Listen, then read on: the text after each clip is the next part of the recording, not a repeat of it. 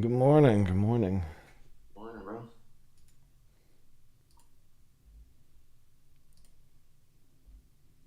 Oh, what we got here? Crazy. We are.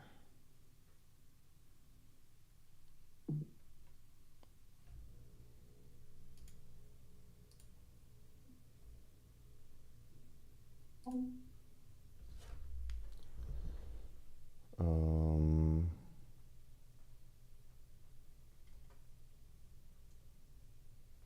Hold on. What is going on with this?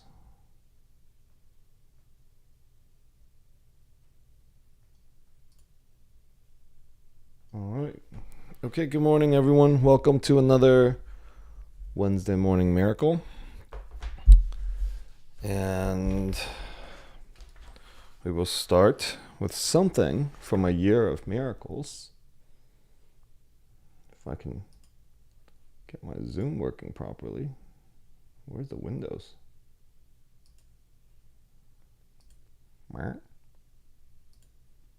Oh, here's Zoom.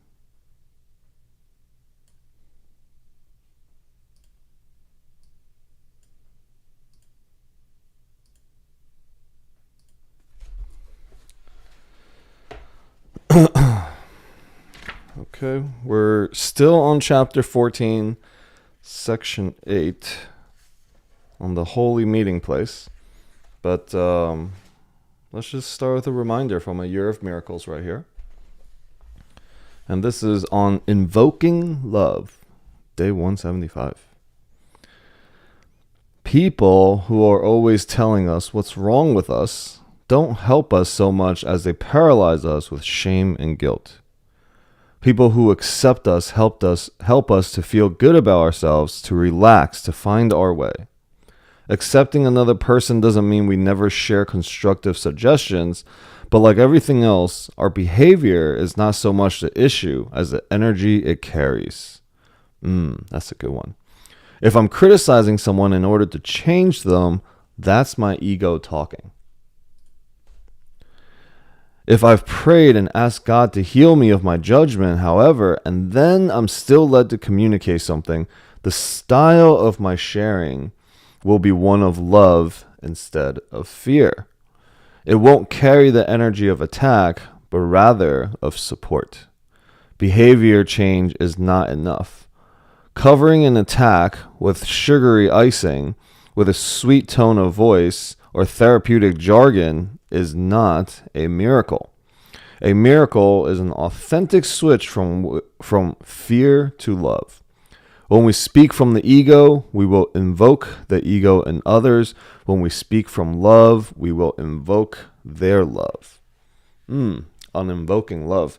You know, what a powerful line of it's not the issue. Our behavior, our words, our language, those are really not the issue. The issue is really the energy it carries. Right? That's super powerful. We energy happens. I mean, the transfer of energy happens. We can hear the same person speak something and it's the same words, but what energy carries behind it. And only we will really know that. And the way that we know that is, how do we experience ourselves after that? When we give sometimes we do it to fix other people, right? When we're like there's something wrong with them. And all of us have seeked something outside of ourselves to make ourselves, to try to fix something, to chase something. Um, Always trying to reinforce this identity, and as we do that, we can't help but project that out onto others, you know, and that's what the Course says. So, yeah, on invoking love, I'll take a picture of that and I'll put it in our chat. Constructive criticism. Yeah, so constructive. It says constructive suggestions, not criticism. So it's a constructive suggestion. And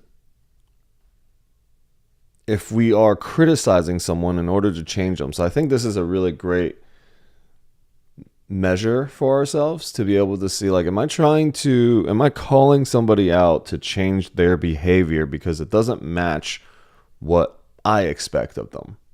You know, and that's a way for us to gauge that as well, as when we think about the way that we are communicating with somebody. Like, if we honestly take a look and look at ourselves, like, are we calling somebody out because we want them to behave differently than they are? And on some level, the Course says when you do that, you're saying that God's got it wrong right now. That somehow spirit that flows through you is not flowing through them, and it doesn't know what you need, right? And so all the people in our lives, everyone that exists, all of our brothers, everyone is behaving exactly the way they need to behave in order to serve the healing of your perception of the world. I mean, if you think about somebody that triggers you, right? For them to land in your life in this time, of all times that they could possibly be alive, for their soul to choose to take all the left turns or all the right turns and say all the yeses and all the nos in their entire life, to build them up to have a certain perspective of life in order to show up in front of you to reflect something back to you. All the little parts, it's like little parts of a machine that had to all organize itself in such a way that they land in your life to trigger you in this exact way. I mean, when we tried to fix somebody, we're really saying that this intelligence that made all this happen, that God, Spirit that made all this happen, that knows the way, somehow got it wrong. Yeah, and then that I am the architect of this, right? So for the practice for us in the Course is really the art of just getting out of the way. And the way we do that is with Christ consciousness vision, with a vision beyond the physical, with a vision beyond the world. And as we open our call, I always like to start with an introduction to the Course. And this is something I think it's great for anyone that just tunes into any episode or any one of these lives to understand a little bit of, what is Alex talking about? What is A Course in Miracles? All right, so and I open with, maybe we will start with the read of that, actually, not just the introduction today. So, what is A Course in Miracles? I mean, literally in the beginning, in the preface, there's a section that says, what is it? So I'll start there, and then we'll get into, and then we'll continue our talk around it. So let me open this.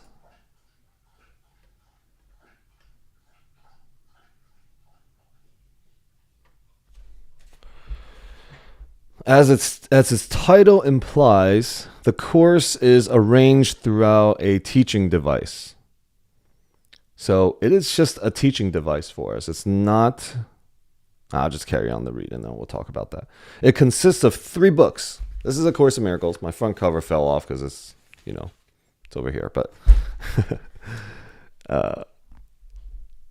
it's 669-page text, followed by a 488-page workbook for students and a 92-page manual for teachers.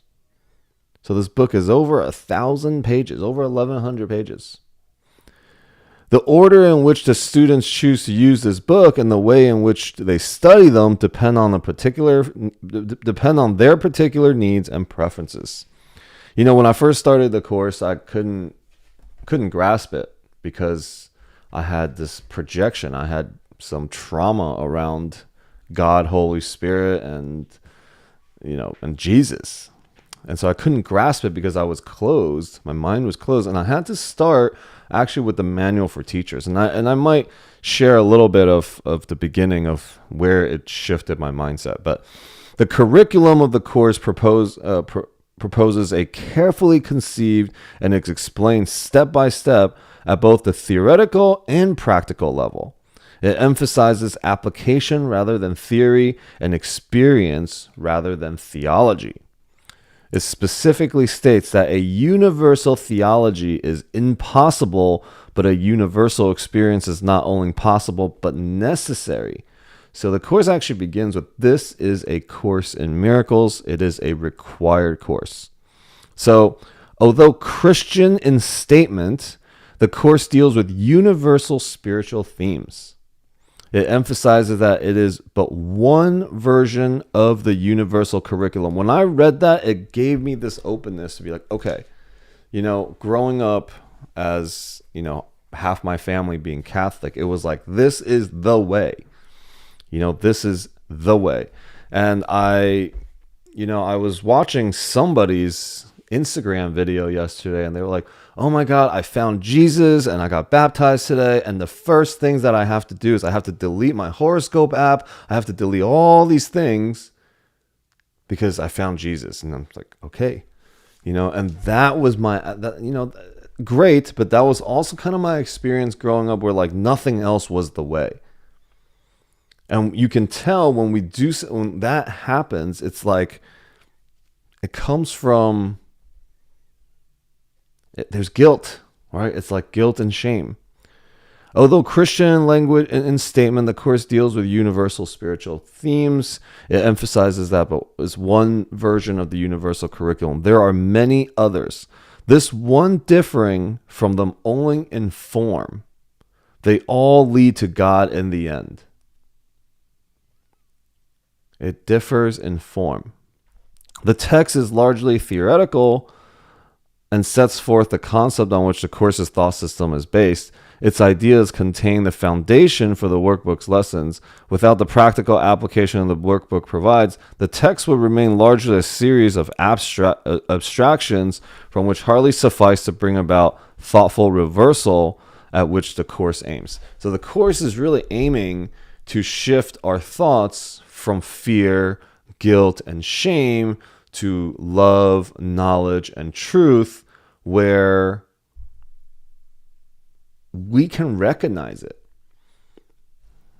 There's when we go into this shame and guilt, we're like, it's kind of like this weird attraction to it, this weird,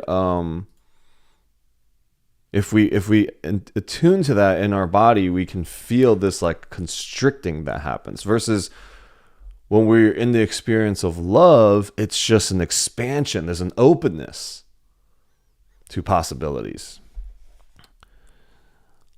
And the workbook is a 365-page workbook. So it's a lesson per day for a whole year, one for each day of the year. It is not necessary, however, to do the lessons at that tempo, and one might want to remain with a particularly appealing lesson for more than one day. The instructions urge only that not more than one lesson a day should be attempted. The practical nature of the workbook is underscored by the introduction to its lessons, which emphasizes the experience through application rather than a prior commitment to a spiritual goal. So there's no agenda, no prior commitments to this. It is just experience through the application. So the introduction to the workbook says, some of the ideas of the workbook presents you will find hard to believe, and others may seem to be quite startling. This does not matter. You are merely asked to apply the ideas as you are directed to do. You are not asked to judge them at all. This is that part of the course that I really love. It's like you don't need to understand it as you're applying some of the teachings of the course. You merely just get to do it, and you will experience something.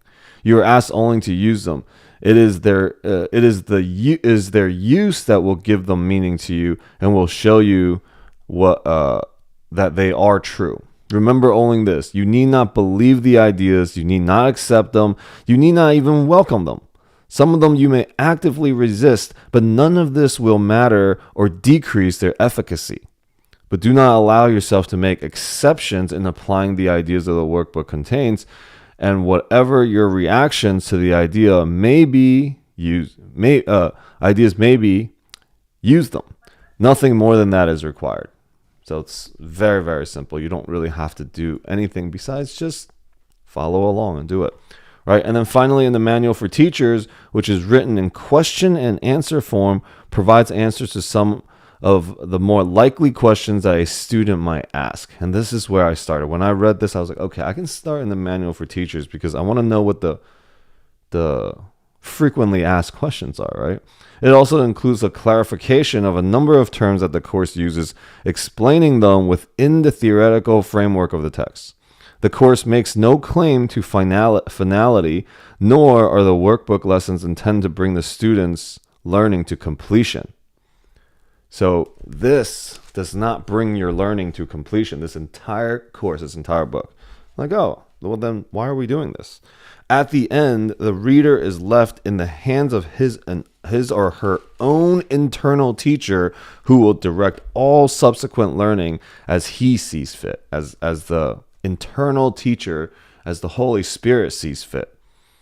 So this course is fundamentally only designed to teach you to find and listen to that inner teacher, or some people call it the higher self or the Holy Spirit, right? While the course is comprehensive in scope, truth cannot be limited in any finite form, as it clearly recognized in the statement at the end of the book. This course is a beginning, not an end. No more specific lessons are assigned, for there is no more need of them. Henceforth, hear but the voice of God. He will direct your efforts, telling you exactly what to do, how to direct your mind, and when to come to him in silence, asking for his sure direction and his certain word. So as you study the course, eventually what you end up finding is you start trusting yourself with a capital S, like the capital self. And I'm going to continue actually. So then it says, what does the course say, right? The course says that nothing real can be threatened. Nothing unreal exists. Herein lies the peace of God. And Jill says, I start with only love is real, right? So you can add that in there. But this is how the course begins. It makes a fundamental distinction between the real and the unreal, between knowledge and perception.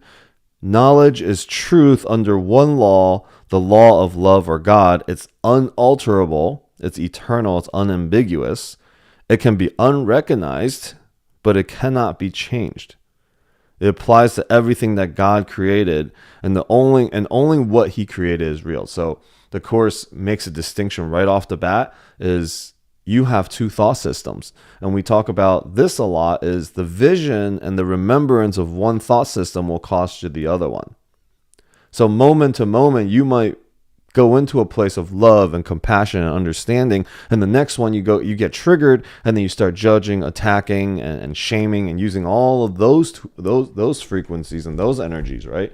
And so it's not about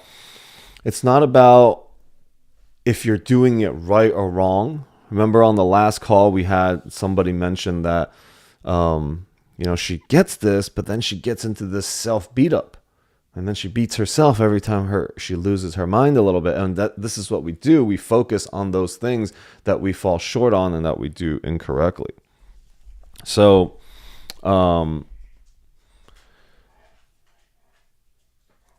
truth is unalterable, eternal, unambiguous. It can be unrecognized, but it cannot be changed. It applies to everything that God created, and only what he created is real. It is beyond learning because it is beyond time and process. It has no opposite, no beginning, no end. It merely is. So the Course is inviting us into present moment, because the present moment is all that there ever is. And in this present moment, is it love that's on your mind, or is it fear? Is it knowledge that's on your mind, or is it perception that's on your mind? Right? Is it knowledge? Is it truth? And the Course is about recognizing that, right? The world of perception, on the other hand, right? So knowledge, truth, it is eternal, it never changes. Doesn't matter how you perceive it, it just never changes. There are laws that always work this way. So for example, one of them is the law of expansion. The law of expansion. Hold on 1 second. Sorry, guys. I think my dog got outside the gate.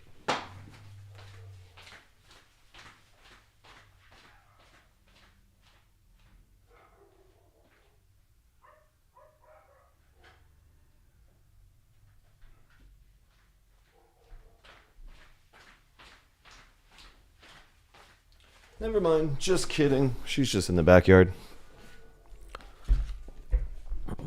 So now perception. See, what's perception? Perception, on the other hand, is the world of time, of change, of beginning and endings. It is based on interpretation, not on facts. It is a world of birth and death, founded on the belief of scarcity, loss, separation, and death. It is learned rather than given, selective in perceptual emphasis, unstable in its functioning, and inaccurate in its interpretations. From knowledge and perception, two distinct thought systems arrive, which are opposite in every respect. So now the Course is painting. There are only two things ever happening. Okay, it's black or white. Two things are ever happening. And in the realm of knowledge, no thoughts exist apart from God, because God and his creation share one will. The world of perception, however, is made by the belief in opposites and separate wills in perpetual conflict with each other and with God. What perception sees and hears appears to be real because it permits into the awareness only what conforms to the wishes of the perceiver. So this is that what we see in form outside is only being recognized, and it conforms to what you believe is real in your mind already. So as we look out into the world, right? Think about all the things that you see in the news that are happening. Think about people that you see. You're seeing everything that conforms to the fears, to the judgments, and to those things that are in your mind already.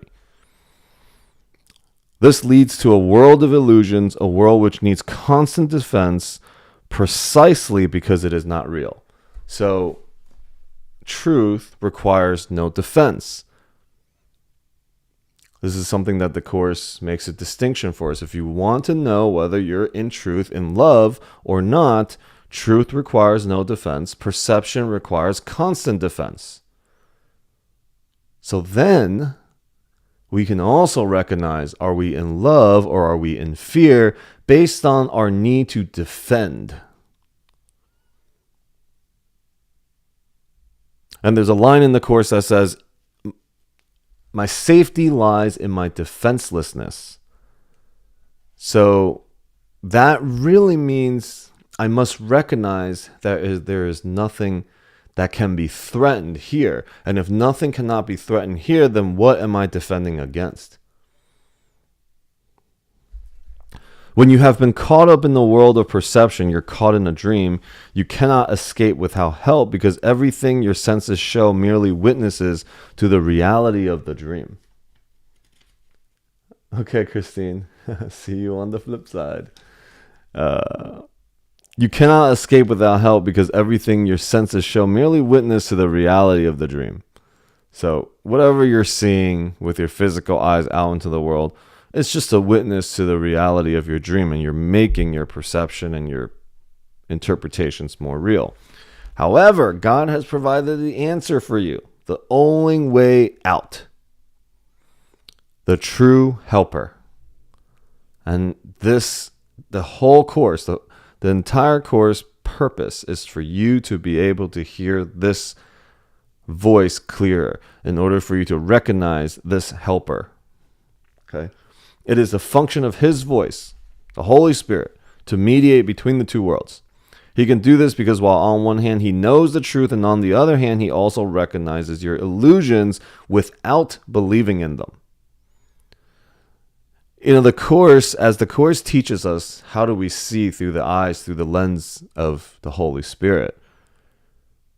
We can begin to see that how do we hold a space? How do we hold space for others? And the way that we hold space for others is, one, to know the truth, right? The truth of my brother here is that he is love. He is Christ consciousness. On the other end, we can also recognize that he's got illusions and he's got fears and he's running stories, but we don't need to believe in them. See, what happens is usually we believe them and we just magnify it. Even the trying to fix it, even the trying to master it, even the trying to give solutions, advice, all of that to those things is to magnify them. Is to say, yes, they are real. And because they are real, I'm in it with you, and here's all the bunch of solutions. Let's do all these things to try to fix it. Can we be more like the Holy Spirit, which is, I know truth, I know your love. And I also know you're running these stories, but I don't believe in them. I'm not going to play with them. You're not going to enroll me into your insecurities and your stories about yourself, your limitations that you've put on yourself. I'm not enrolled in it. Now, I don't need to point that out, and I don't have to make it wrong. I don't have to shame or guilt. I just don't really believe in them. Right? It is the Holy Spirit's goal to help us escape the dream world by teaching us how to reverse our thinking and unlearn our mistakes. See, not to punish, not to judge, not to guilt. Forgiveness is the Holy Spirit's great learning aid in bringing this thought reversal about. However, the Course has its own definition of what forgiveness really is, just as it defines the world in its own way. So now the Course is going to give us a distinction on what is the world and what is forgiveness. The world that we see merely reflects our own internal frame of reference, the dominant ideas, wishes, and emotions in our mind. So now the world that we see is a reflection of our internal frame of reference, all the stories, all the dominant ideas, all the emotions and wishes that we see in our mind. And here lands the first really powerful distinction for us. Projection makes perception. Projection makes perception. We look inside first, decide the kind of world that we want to see, then we project that world outside, making it the truth as we see it. I think on the last call we had talked a little bit about, well, I understand this whole God and love thing, but what am I supposed to do about the bombs that are being dropped across the world? Because that is real. That is what's happening. And then because of that, I perceive what's happening that is real happening out there. Now my experience is suffering and guilt and shame and confusion. Confusion about all of this. Confusion about what the Course is trying to tell us. Now that means perception is making my experience, right? I perceive something and then I project it back outwards. No, the Course says you have already made all these things real in my mind, that you, in your mind, that now you are looking for evidence to project, to attack. Because a part of you also feels the guilt that somehow you have forgotten heaven and forgotten God and forgotten our brothers and sisters. And inside we feel that, so then we see all the things that are wrong with the world. That's why the Course says the world does not need to change. Nothing needs to change. Your perception around all of it needs to change. We make it true by our interpretations of what we are seeing. If we are using perception to justify our own mistakes, our anger, our impulses to attack, our lack of love in whatever form it may take, we will see a world of evil, destruction, malice, envy, and despair. So we're using our perceptions to justify our own mistakes, the anger that I've felt, the attack that I've done on others. So now we're using using this perception of whatever else is going on in the world or what's wrong with other people to justify our own mistakes. We will see a world of, all this, we must learn to forgive. Exactly, Araceli. It's just we must release. We release them, we release ourselves. We release ourselves, we release them. Right? So this forgiveness. So now we're making this distinction of forgiveness. All this we must learn to forgive. Not because we are good and charitable, but because we are seeing what is not true. We have distorted the world by our own twisted defenses and are therefore seeing what is not there. As we learn to recognize our perceptual errors, we also learn to look past them or forgive them. At the same time, we are forgiving ourselves, looking past our distorted self-concept of the capital of the big self, of the God self that God created in us and as us. And then here's another really great line. Well, the introduction is long. Okay. Sin is defined as lack of love. And since love is all there is, sin in the sight of the Holy Spirit is a mistake to be corrected rather than an evil to be punished. Our sense of inadequacy, weakness, and incompletion comes from a strong investment in the scarcity principle that governs the world of illusions. From that point of view, we seek in others what we feel is wanting in ourselves. We quote unquote love another in order to get something ourselves. That, in fact, is what passes for love in this dream world. There can be no greater mistakes than that, for love is incapable of asking for anything in return. All right, and I'm just going to stop there for the introduction, for the preface, because it goes on and on. But that's a great one right here. This is a great place to end this beginning, which is, how we define sin. Right? Sin is defined as lack of love, and since since love is all there is, sin in the sight of the Holy Spirit is a mistake to be corrected.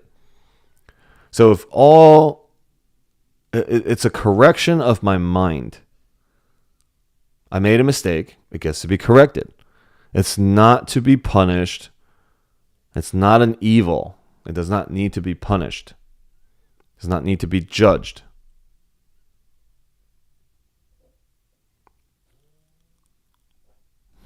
Kayla, what up? Hello.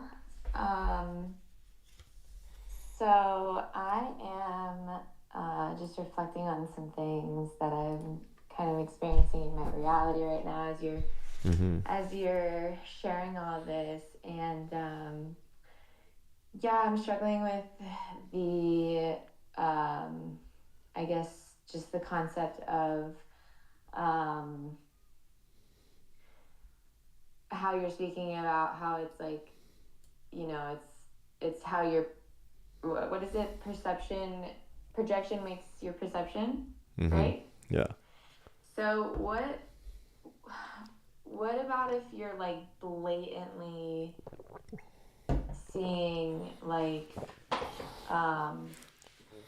manipulation and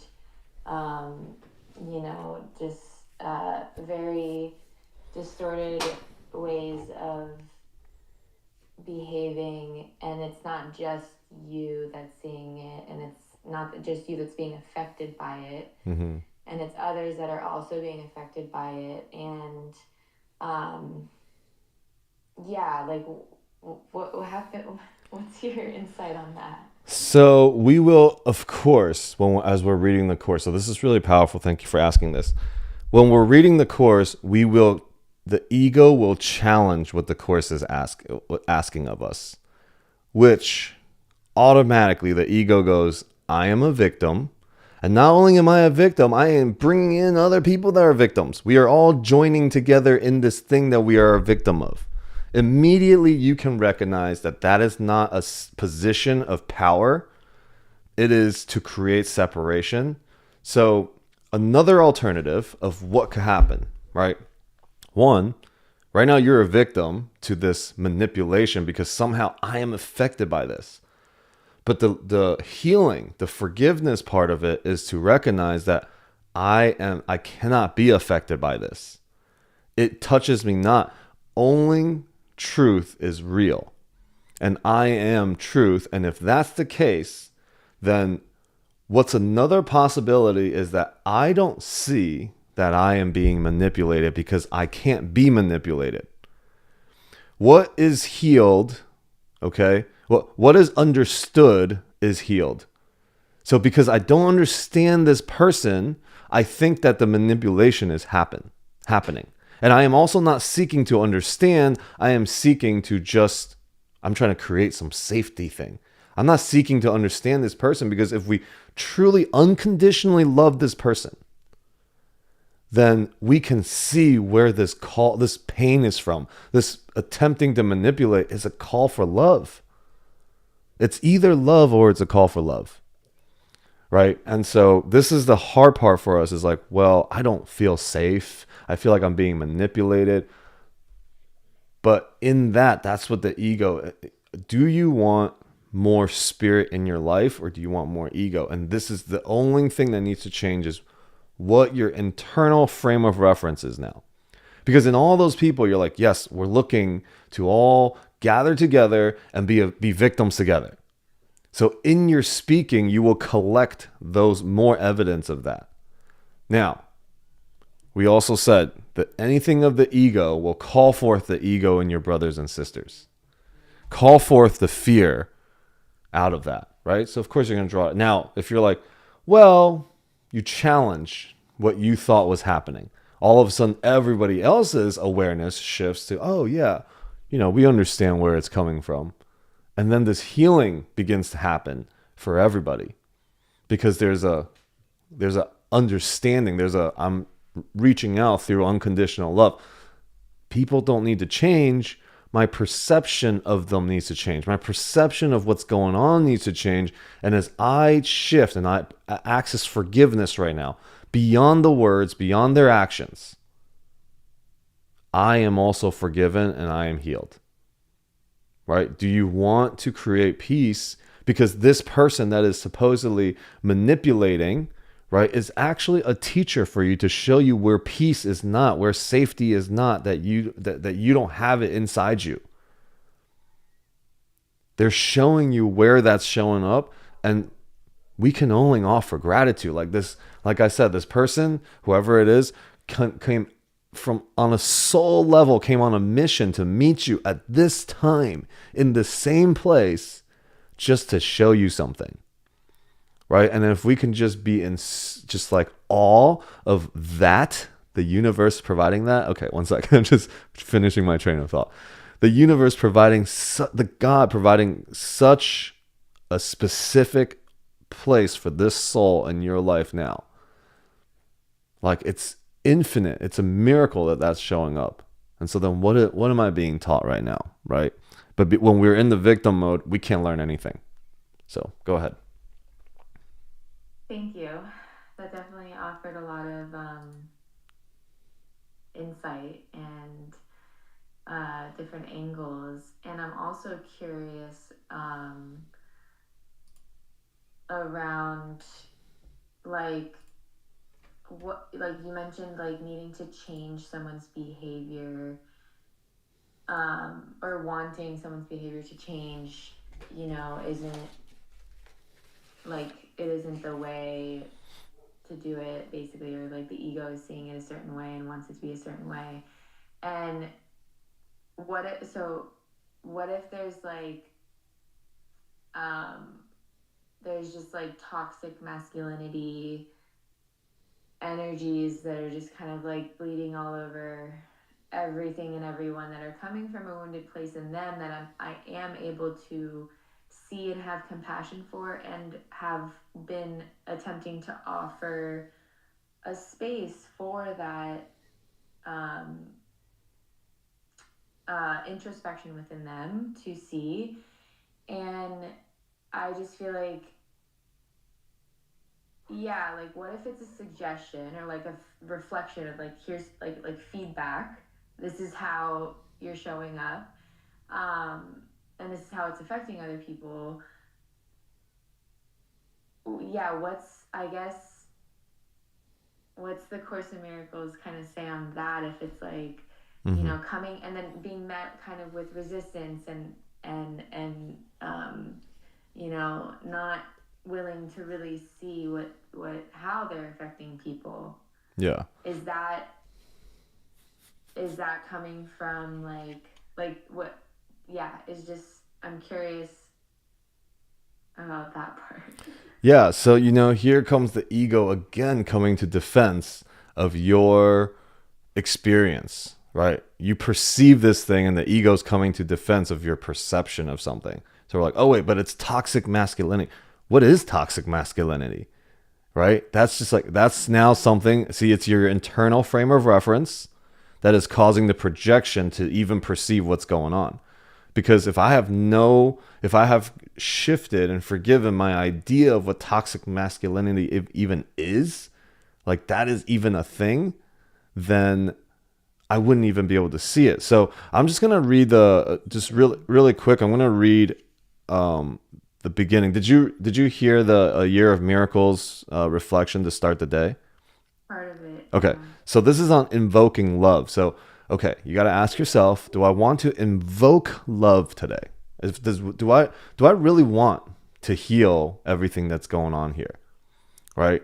Not to be right about the way I have it. You know, even the trying to fix your whatever, you know, your error in thinking, right? This is a correction that gets to be happened. There's no judgment. There's nothing wrong with what you're thinking, first of all, right? Everything you're experiencing, perfectly good, given over to the Holy Spirit, is going to be your greatest teacher. All right. So like you first of all, just know that whatever you're experiencing is perfect. And it's your soul's calling to see it and to experience it in this exact way. Now, this is about invoking love in you and in space. Now that, okay, I'm safe and I'm good to have this. There's nothing wrong with how I'm experiencing it. There's also nothing wrong with how he's projecting it or whatever, or she, toxic masculinity, I'm imagining it's a he. So nothing wrong with all that either, right? But now I'm invoking love. So as we read this part, see it as not separate you and me, but from the whole, right? People are always telling us what's wrong with us. It doesn't help us so much as it paralyzes us in shame and guilt. So let's reverse that.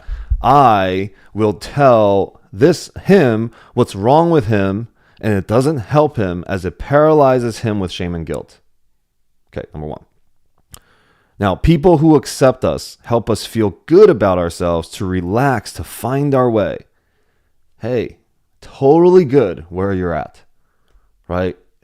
I understand where it's coming from, but truly from an understanding, not to try to change anything now, right? Not that I'm going to give you some love or make you feel good in order for you to change yourself. No, I'm really telling you it's okay, right? And I'm trusting that your soul will find a way.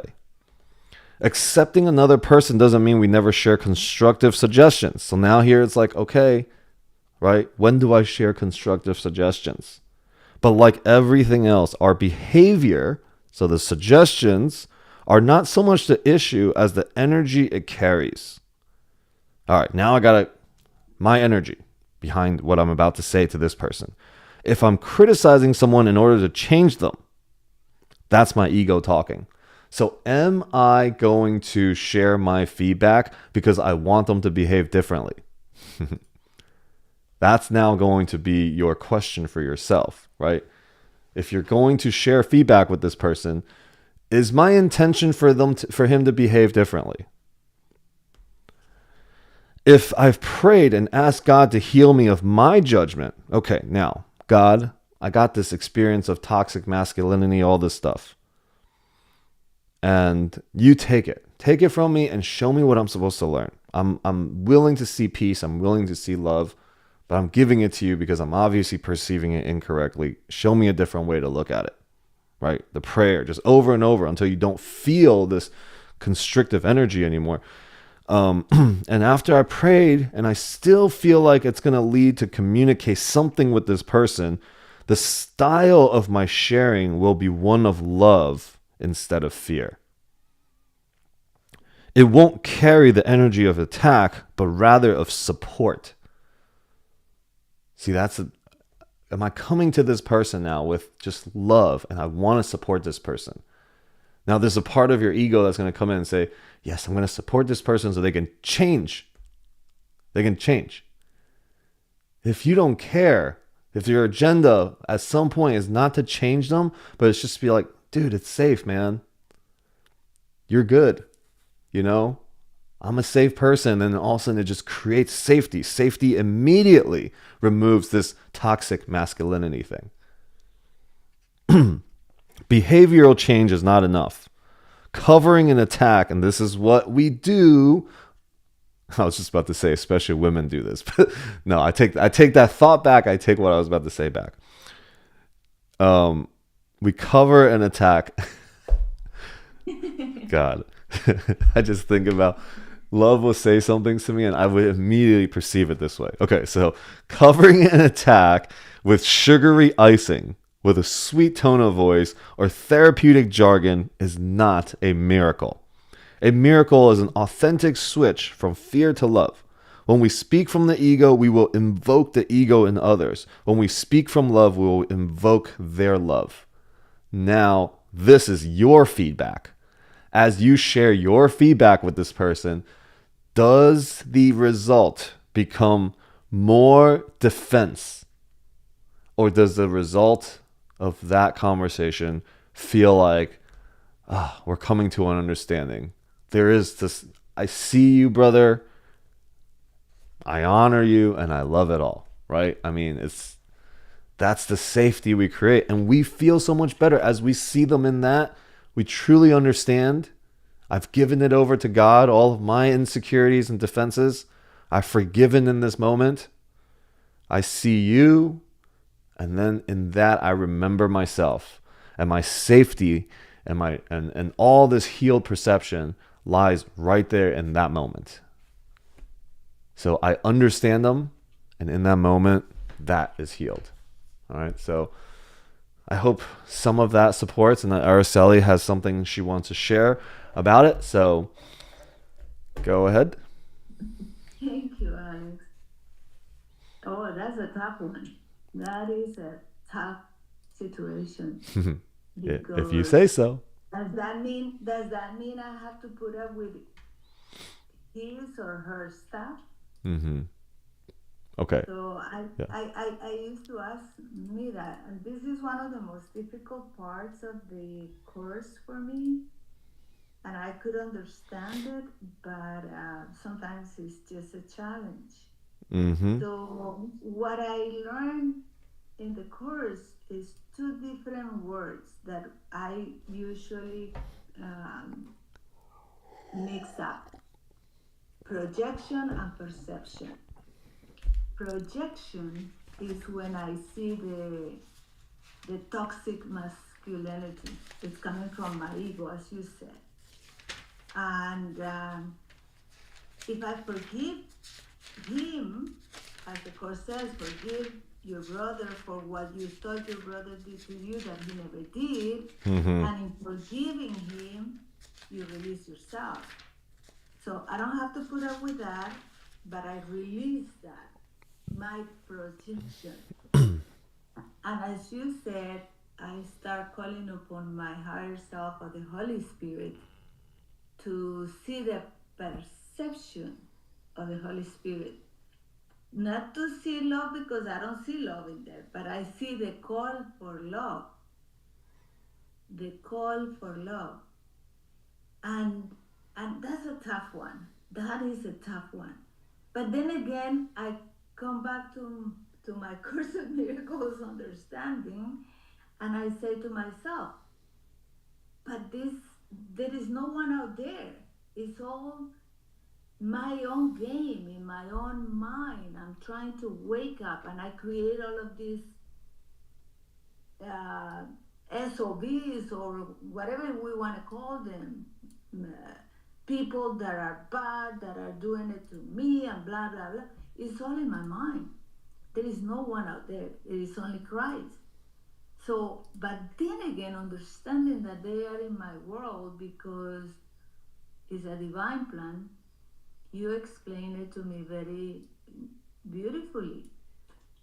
Is that it's on one Christ, but all these people are really in service to me, for me to heal my projection.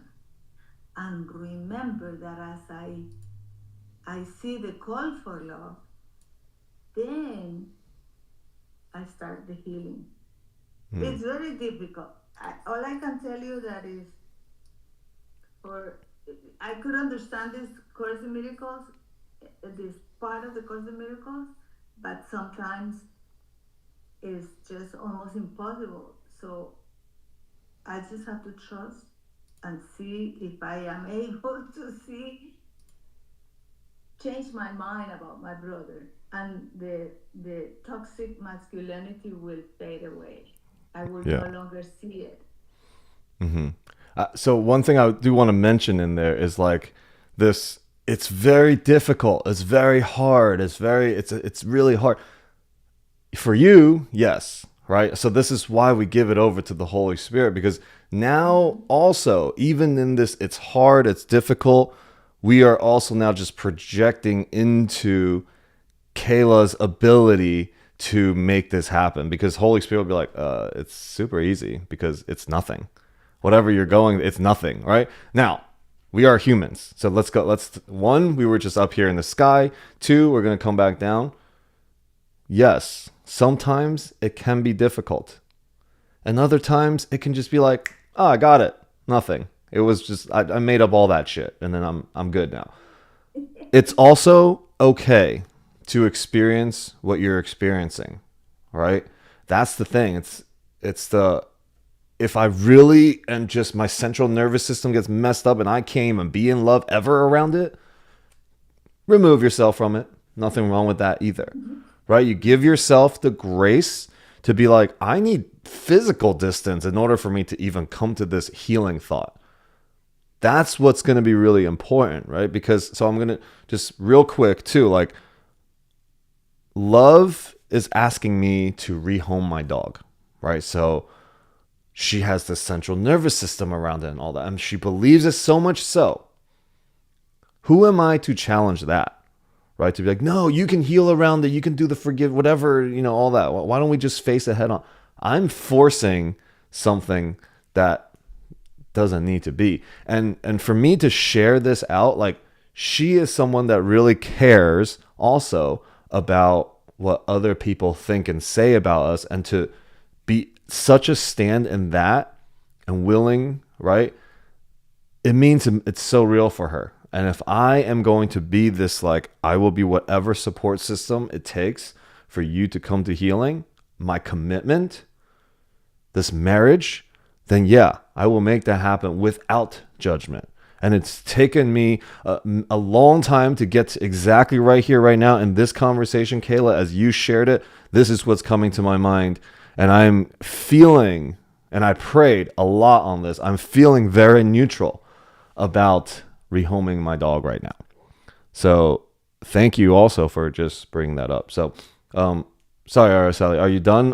Kayla has another question to follow up, she said. No, thank you so much. And as you said, it's so easy, it's so simple. And it applies to everything. Relationships with people, money, sickness, everything. It's that simple. Yeah, it is the hardest, easiest thing, Kayla. All right. It's so hard that it's easy. It's so easy that it's so hard.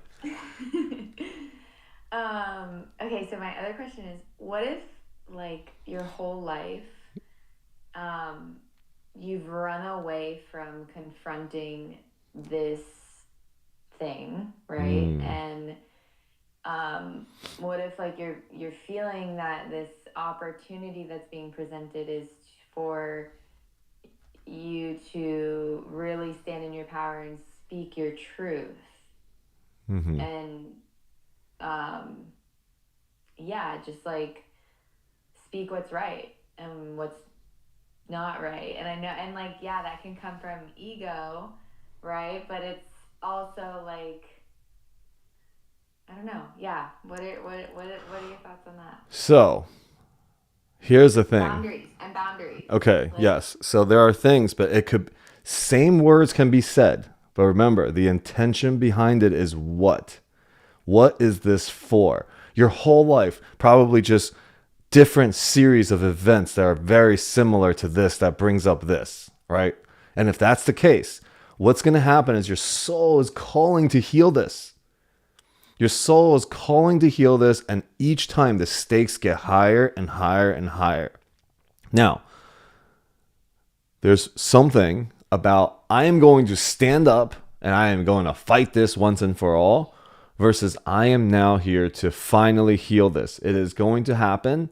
And if I go and fight it, what's going to happen is it creates more war and causes it to be still. It reinforces it actually more. So you're going to have, yes, it is happening right now for you to face it. Now, I don't know about so that I can get up and stand and say the things and speak my mind and create the boundaries and say, that's it. All that does is make that thing more real. Okay, for you in your mind. It will reinforce what your internal frame of reference more real. And then you will see it even more and even more and even more. That is not the healing, right? A lot of people confuse this. This is that mastery of the shadow versus mastery of love. Mastery of shadow makes the shadow more real. And then it's just going to keep coming up, right? And then you'll lash out and you'll do something very like to say, yeah, I'm mastering my shadow now. Until some point where it just continues to show up and you're just like, okay, I'm totally done with that, right? I think I was someone else's Facebook post. They're like, I don't know who, but they posted and I saw, they're like, I am just so done with going to all these spiritual events where people are just constantly like going through their shit and we're like, let's do shit together. Let's be doing that together. And there's a purpose for those, of course, but at some point your soul's like, yeah, why don't we just have fun? Why don't we just celebrate things instead of like, let's go fight the shadows. Now there's a time for it, of course. Our souls know when that is, but the Course says, only the time you take, it is voluntary. All right, the curriculum is, yes, I'm going to go through the shadow work and I'm going to find the light on the other side. How long you want to sit in that shadow is up to you. So that's going to be like, when I take this stand now, is it to heal or is it to reinforce this trauma that I have around it? And you will know based on how you feel when the conversation is over. Okay? Will you feel more righteous? And will both parties feel more united or will both parties feel more separate? From that, you will know if the ego spoke or the Holy Spirit spoke.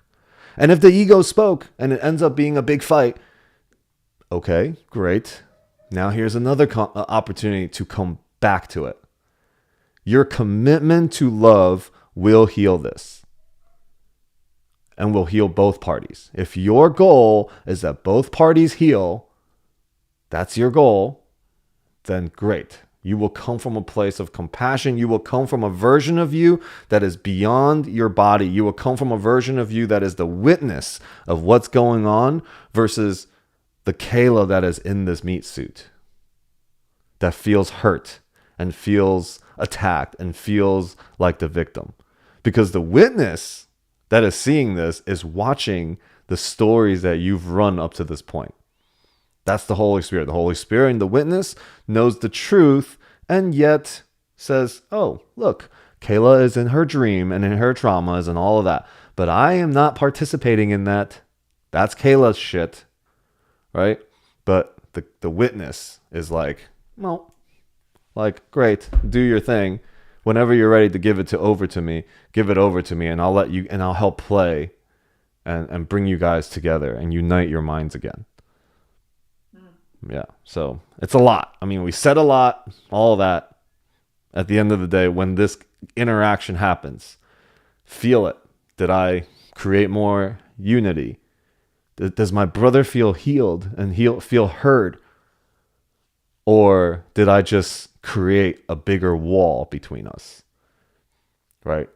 So in your mind, pray of giving that over, and then play that scenario out in your mind, and then give that over, and then play it out in your mind again, and then give that over. And whatever vision, whichever version of you that you played out and prayed in your mind, that is the outcome that you truly want for you, for him, and the whole world.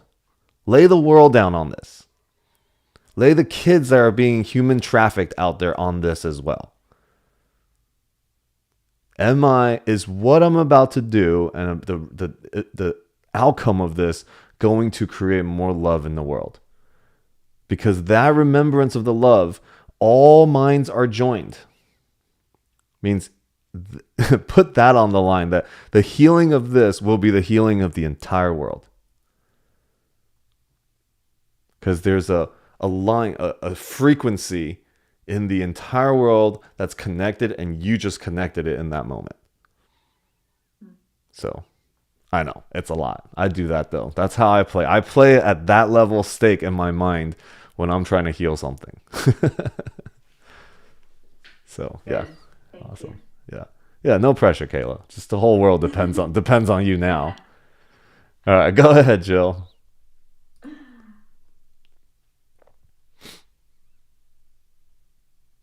Jill? Hi. Oh, hi. Yeah, I'm in a blueberry field in Georgetown or somewhere, Indiana, picking blueberries, listening to you. So, Wow. I heard the neighbor say while she was picking with her kids, she must have been talking to her mom. She goes, "I don't know what I'm doing. It's a heat wave out here, and I'm picking blueberries." It's a heat wave. But anyway, so thank you so much. And in the reading this morning, my takeaway was experience, which I feel you provide in the form that you hold for our Course in Miracles class, course, talk, is that we each get to share our experience. And it's not just somebody teaching the Course in Miracles and reading it and doing it. It's like, yeah, we're all sharing our experience. So thank you for that. The other takeaway was the amount of times that you used the word frequency. And that was really good for me today. So what happened this weekend was we traveled from Florida to Indiana. We had lots of stops and a load of fun. And when we were in Georgia, we went to Indian Springs. And the rocks are really mighty, and the current is really strong. And my little dog must have gotten something happened, because the following day she couldn't walk on her right foot. And so, okay, I just usually wait a day or so. And I sort of thought, well, she might have got it injured. And then on Sunday morning, when I woke up when we were in Indiana, I shaved it so I could look at it, and it was blown up, and there was something wrong with one of her toes. So I had to take her to an emergency vet in Kentucky. That was the closest one in Louisville. And so the morning started at 8 o'clock. I had the 10 to 11 appointment and waited in the examining room after having been seen by the first vet, and it was probably 4.5 hours in there for this thing, and they were going to charge me $1,311. And I called my sister, who's a vet, and she was like, "Don't you dare! That's ridiculous." And she was like, "Have them give you pain medicine and an antibiotic and get out of there as fast as you can," basically. And so, but what I noticed also was I did have a lot of judgment about the vets, about what they were doing. And I sort of was like, first of all, they couldn't spell my name right. They couldn't spell the medicine name right. I mean, it was one thing after another that seemed like I was judging. You guys are stupid, is what's going on in my head. And, but at the same time, I was noticing that I wasn't blowing up at all. I was like completely calm during the whole thing. And the interaction was like, they knew at one point, my sister was on the phone and she didn't even want to talk to them. And so she just told me what to do. Then they didn't have the medicine and they came in and they said to me, "Oh, we don't have the medicine for Zoe." And I said, "Do you mean to tell me you have the medicine for other dogs, but not Zoe?" And she said, "Yeah." She said, "Well." Oh man. "Well, what do you have?" And so she goes, "Well, we have it for a bigger dog." I said, "Well, could you cut it down?" And she goes, "No, we can't cut it down." So they sent me to a pharmacy. 4 hours, 2 states, and 4 pharmacies later, I finally got the medicine.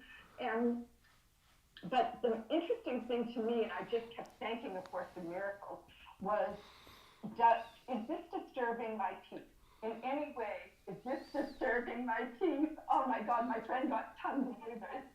I got 4.5 pounds. And so that was the question I kept, saying to myself, is my peace being disturbed? And I noticed it wasn't. I really noticed that it wasn't, but I still had some judgment. So the vet called 2 or 3 times for a follow-up, and then they sent this questionnaire, kind of just a question on a rating 1 to 10, how was your experience? And I was honest, it was like a 1, and then they start calling me. I'm not answering the call at all. They want to know why it was not a great experience and all of this stuff, but I didn't bother to answer it. But I was thinking to myself, even though I did have judgment, and I did say that my experience was not good, but I had no vibe on it. I was calm about it. It was yeah, this was what a poor person going in there, $1,311. I walked out for $200, $195. The visit and 1 bottle of medicine. Mm-hmm. I had to buy the other one at a pharmacy, so it was $210 or something.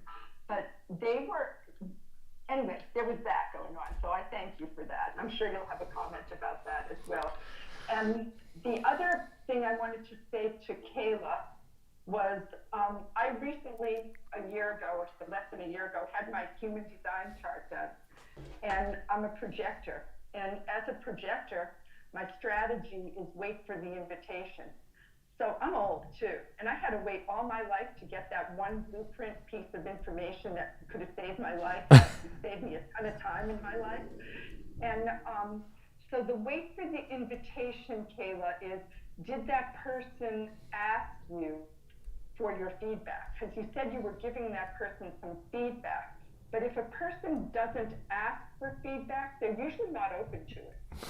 And that's my experience, because I've been given a lot of feedback in a lifetime without, people usually, even when they do ask you for your feedback, sometimes they're not really open to it. So anyway, thanks for the read today. That was a good one. And thanks for the conversation.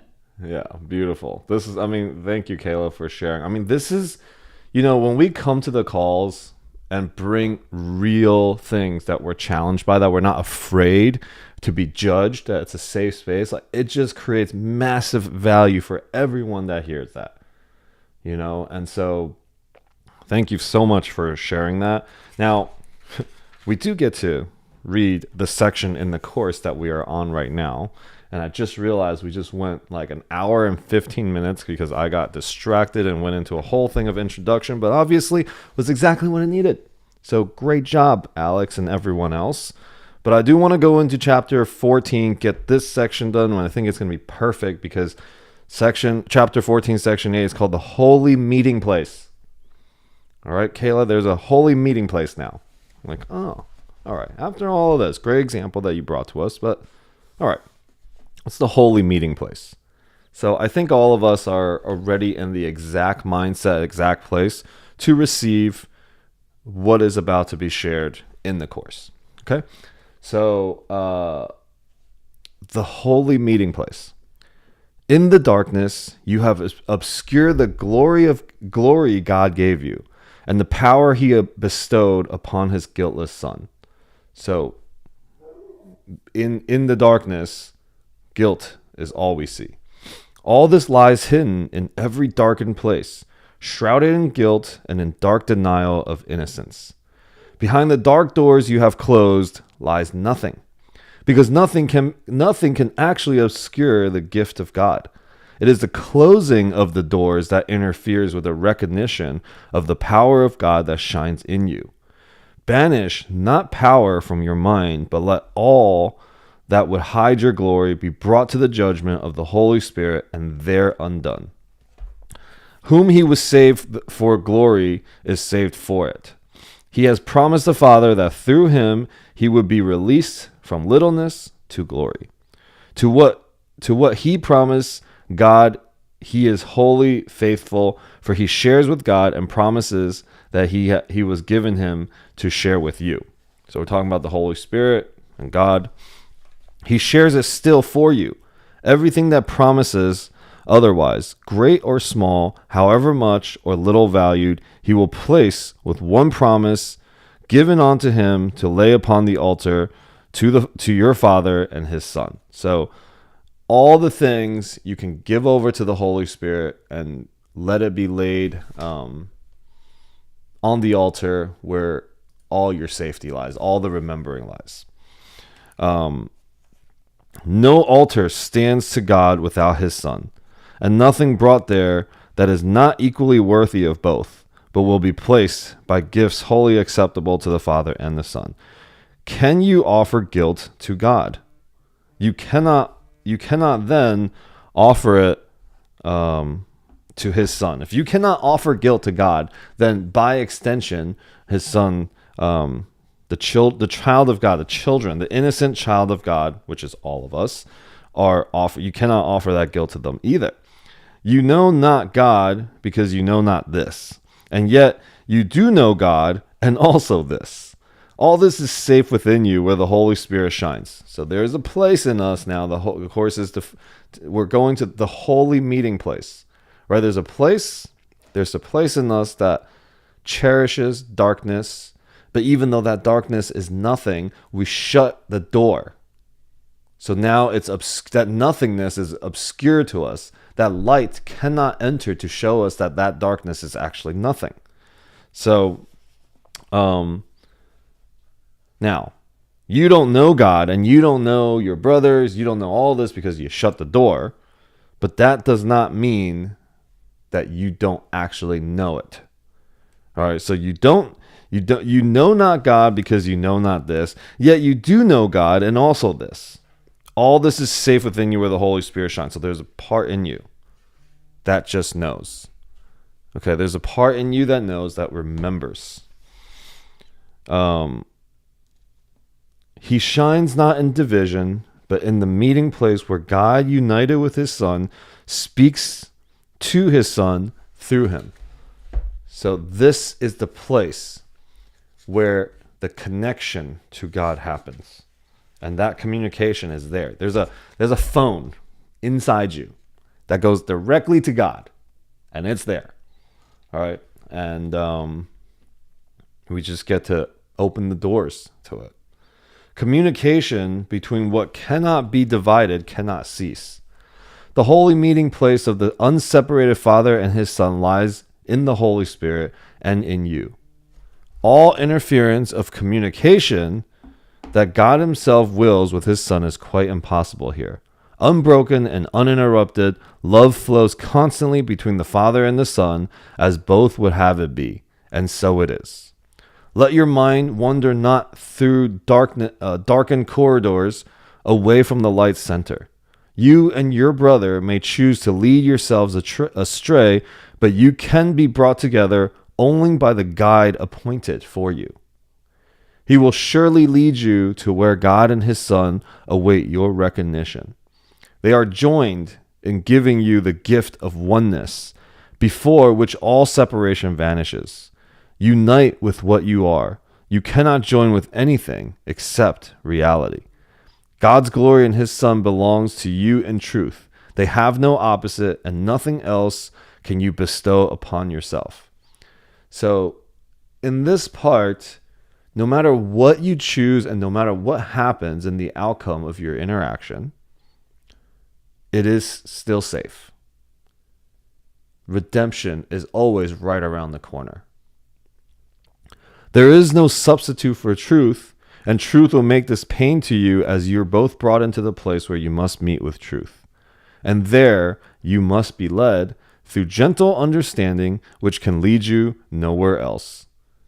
Gentle guidance, infinite patience, that is the way that the Holy Spirit guides us to safety, to a place where we can recognize truth and say, oh, you mean I can drop all of my armor? I can drop all of my stories? I can drop all that stuff?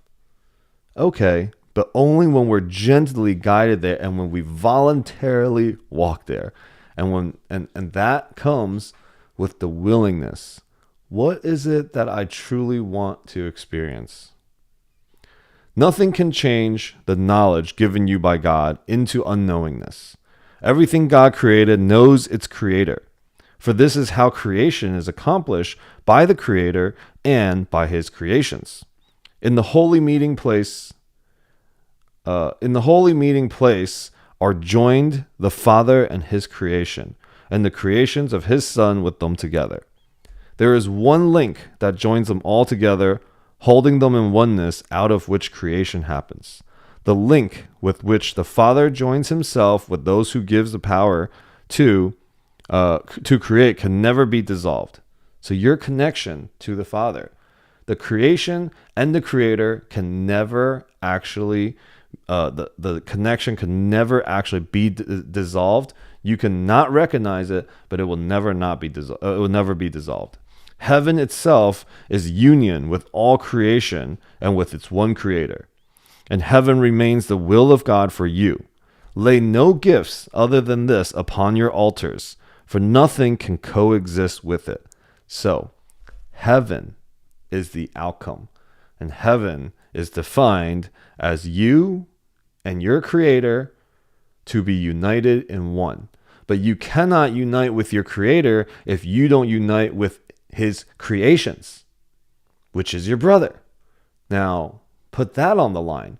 You and the connection with God only happens if you can connect with his creations. So herein lies all of our awakening, how it happens, right? All of our remembering happens this way. Here your little offerings are brought together with the gift of God, and only what is worthy of the Father will be accepted by the Son, for whom it is intended. To whom God gives himself, he is given. Your little gifts will vanish on the altar, where he has placed his own. So your gifts, your gift, what is that? Your gifts are all of the littleness that you want to put on the altar. It will vanish when you see God's gift that sits right there for you, which is your remembering of who you are. Right? So, yeah, beautiful. Thanks, Gary. Thanks for hopping on and tuning into the YouTube channel. Okay, we have 5 more minutes here. Any reflections, any closing words, closing comments? This is the time. And, just very grateful for us to be united here in this moment and for today's call. was much needed. Yeah.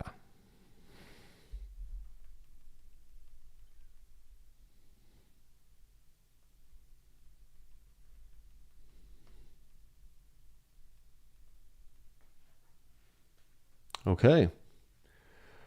Well, I think I feel complete, and I hope you guys do too. I will see you guys on Sunday on our Sunday morning miracles call.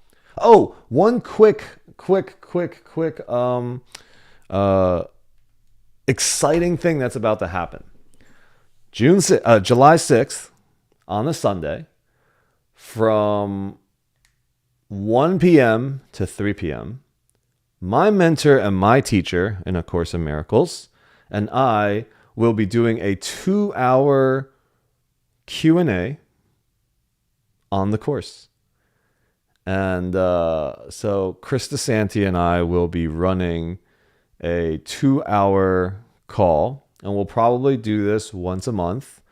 And we are going to run a Course in Miracles retreat for 2 days somewhere, or a workshop for 2 days. But we're going to do once a month. Chris and I will come together and do a 2-hour Q&A. If you guys think that I'm, I understand the course, wait till you guys listen to Chris talk about the course, because, he taught the course to me. I understood the course, or at least he guided me to be open enough to be guided by the Holy Spirit. All right, so I've met many people that speak about the course. I've met many people that study the course as well. And, next to Marianne Williamson is Chris DeSanti, to me in my mind. So, yeah, we will make the flyer. We will make the registration page for it. So be on the lookout for it. Really excited. When that comes out, I would love, our goal is to really bring our gifts together and to be able to reach more people. So both of our communities will come together. And yeah, let's share it with other people. Let's invite them to this July 6th one. I know it's 4th of July weekend, but it's 1 to 3 p.m. Eastern. All right. So that's it. That's all, folks. Much love. Talk soon.